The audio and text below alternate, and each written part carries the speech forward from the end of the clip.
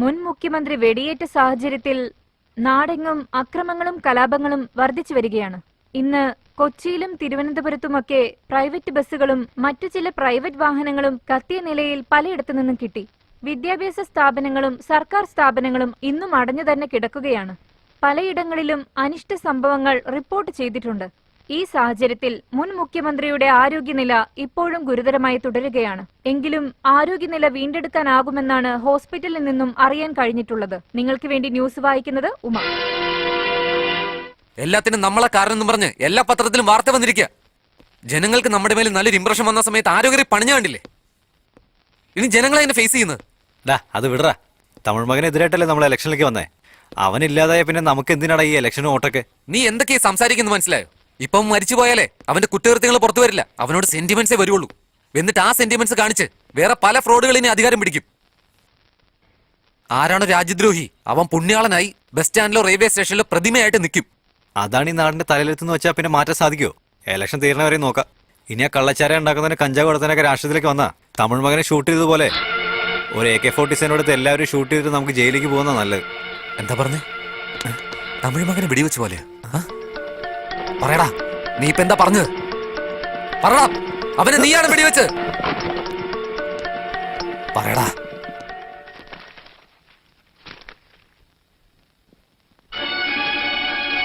എന്തെങ്കിലും ഒന്ന് പറയടാ. നീ എന്തിനാ അങ്ങനെ ചെയ്തെന്ന് പറ. ഒന്നും മിണ്ടായിരിക്കടാ. ഭ്രാന്ത് പിടിച്ചത് എനിക്കാണോ നിനക്കാണോ 5 മിനിറ്റ് ഞാൻ മനസ്സിലാക്കി തരാം. നാളെ 4 മണിക്ക് കലാശക്കൊട്ട് തീരാ. കലാശക്കൊട്ട് തീരുന്നതിന് 15 മിനിറ്റ് മുന്നേ, അതായത് കറക്റ്റ് 3:45 മണിക്ക് നിങ്ങളൊരു വലിയ ജനക്കൂട്ടം അറേഞ്ച് ചെയ്യും. ആ ജനക്കൂട്ടം ഏത് കക്ഷിയിൽപ്പെട്ടവരായാലും ഈ നാടിന്റെ തലയിലെടുത്ത് മാറ്റാൻ പോകുന്ന ജനക്കൂട്ടമാണ്. തലയിലെടുത്ത് മാറ്റാൻ പോകുന്ന ജനക്കൂട്ടമാണെന്ന് എല്ലാവരെയും അനൗൺസ് ചെയ്തുകൊണ്ടേ ഇരിക്കേ. ഒരേ ഒരുത്തൻ ഈ നാട്ടുകാരെല്ലാവരെയും പറ്റിച്ചുകൊണ്ടിരിക്കുകയാണെന്ന് ജനങ്ങൾക്ക് മുന്നിൽ ഞാൻ മനസ്സിലാക്കി കൊടുക്കാം. നിങ്ങൾക്കൊന്നും മനസ്സിലായില്ലല്ലോ. ഇത് നോക്ക്, തമിഴ് മകന് വെടിയേറ്റ സമയത്തുള്ള ഫോട്ടോ. വലത് സൈഡിലാണ് വെടിയേറ്റിരിക്കുന്നത്.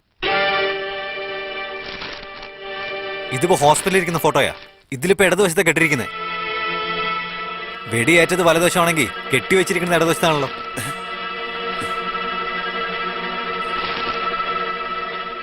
അപ്പൊ അയാൾക്ക് വെടിയേറ്റതും ഹോസ്പിറ്റലായതൊക്കെ എന്താ? അത് തന്നെയാണ് രാജതന്ത്രം. നമ്മൾ ജനങ്ങളുടെ അടുത്ത് സെന്റിമെന്റ്സ് ഇറക്കണം.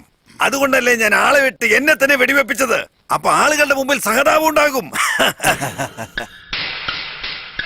ഇപ്പൊ കണ്ടോ, ആളുകളുടെ മുമ്പിൽ കാറിക്കൂവണ്ട, കയ്യും കാലും പിടിച്ച് വോട്ട് തന്നണ്ട, സുന്ദരമായിട്ട് ജയിക്കാമല്ലോ. ഡോക്ടറെ, ഇതുകൊണ്ട് നിങ്ങൾക്ക് പല ഗുണങ്ങളും ഉണ്ടാകും. അത് കണ്ടോ, ഏതോ ഒരുത്തൻ വീഡിയോ എടുക്കുന്നുണ്ട്, നോക്ക്.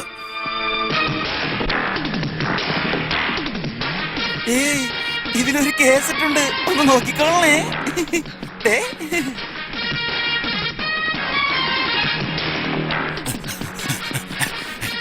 ഇതിൽ കേസ് ഒന്നുമില്ലല്ലോ. രണ്ടുപേരും നേഴ്സ് സ്റ്റേഷനിൽ വന്നില്ലേ? അവരെങ്ങോട്ടാ പോയത്?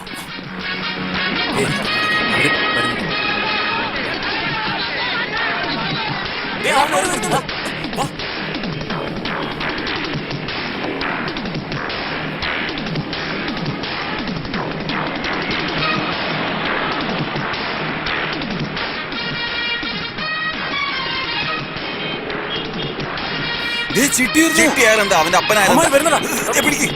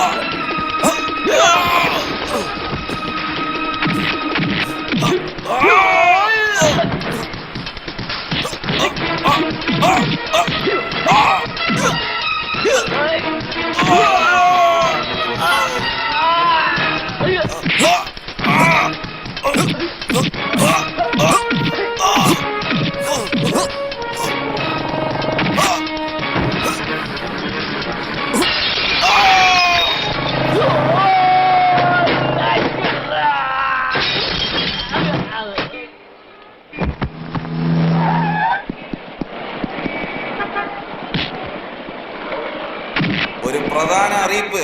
ഇന്ന് വൈകുന്നേരം 3:45 നമ്മുടെ രാജ്യത്തിന്റെ ഭാവി നിശ്ചയിക്കുന്ന വളരെ പ്രധാനപ്പെട്ട ഒരു സമ്മേളനം നടക്കാൻ പോവുകയാണ്. എല്ലാ ജനങ്ങളും അതിൽ തീർച്ചയായും പങ്കെടുത്ത് എല്ലാ അനുഗ്രഹങ്ങളും തരണം.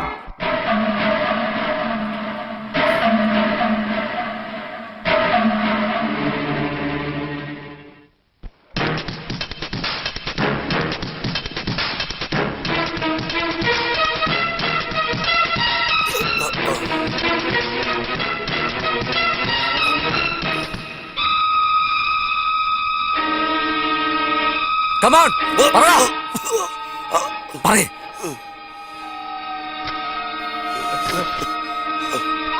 സാറേ, അവൻ എല്ലാ സത്യങ്ങളും പറയാൻ പോവാ. എന്നവനെ കൊന്നുകളാ.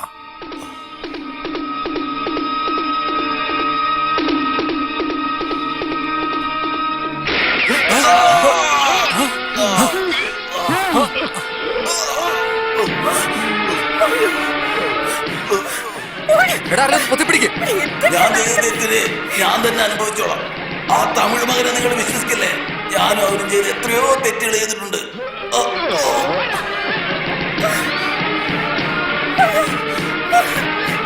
കോളേജ് സ്റ്റുഡന്റിനെ കൊന്നത് അവൻ പറഞ്ഞിട്ടാ. കൊല ചെയ്തത് വിദ്യയും അവൻ പറഞ്ഞിട്ടാ. ഞാൻ റേപ്പ് ചെയ്ത്.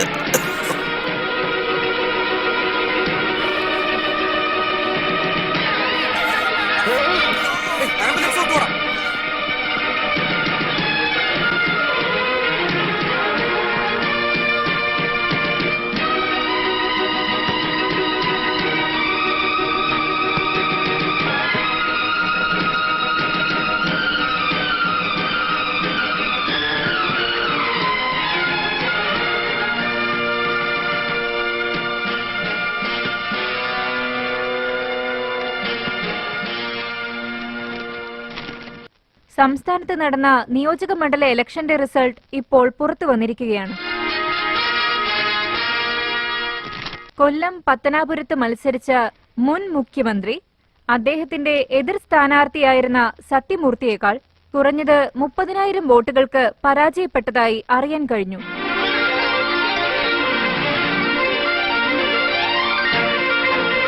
തിരുവനന്തപുരം ആറ്റിങ്ങലിൽ നിന്നും മത്സരിച്ച യുവ സ്ഥാനാർത്ഥി സുഭാഷും പത്തനംതിട്ടയിൽ നിന്നും മത്സരിച്ച യുവ സ്ഥാനാർത്ഥി വിശ്വവും ആലപ്പുഴയിൽ നിന്നും യുവ സ്ഥാനാർത്ഥി പാണ്ഡ്യനും തെരഞ്ഞെടുക്കപ്പെട്ടിരിക്കുകയാണ്.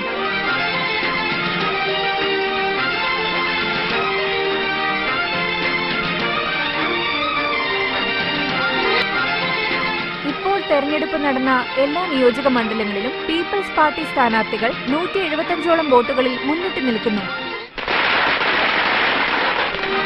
സത്യമൂർത്തിയുടെ നേതൃത്വത്തിൽ 8 പേരുള്ള മന്ത്രിസഭ നാളെ ടൗൺ ഹാളിൽ ലളിതമായ ചടങ്ങുകളോടെ സത്യപ്രതിജ്ഞ ചെയ്യുന്നു. കലാ സാംസ്കാരിക മന്ത്രിയായിട്ട് പദവി ഏറ്റെടുക്കുന്ന ഞാൻ നിയമം വഴങ്ങിയും എന്റെ മനസാക്ഷിക്ക് വഴങ്ങിയും ജോലി ചെയ്യുള്ളൂന്ന് ഞാൻ സത്യം ചെയ്യുന്നു.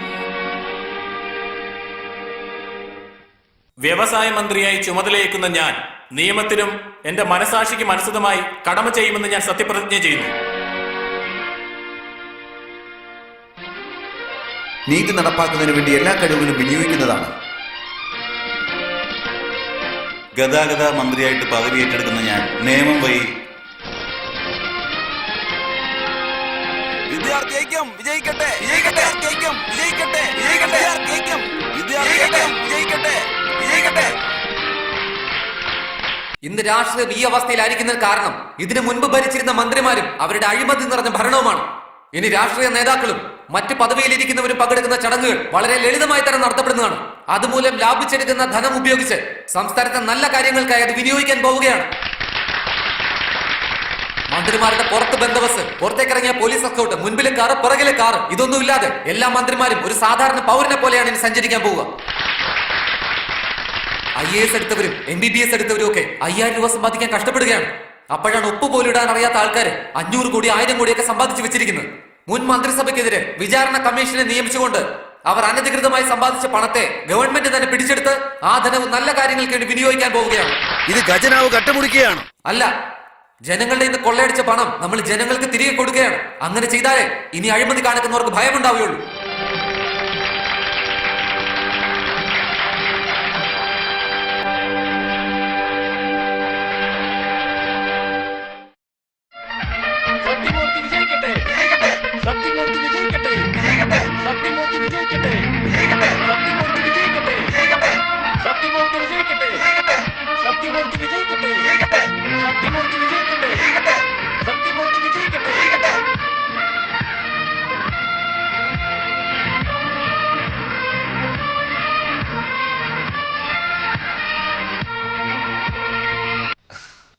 കൺഗ്രാറ്റ്സ്.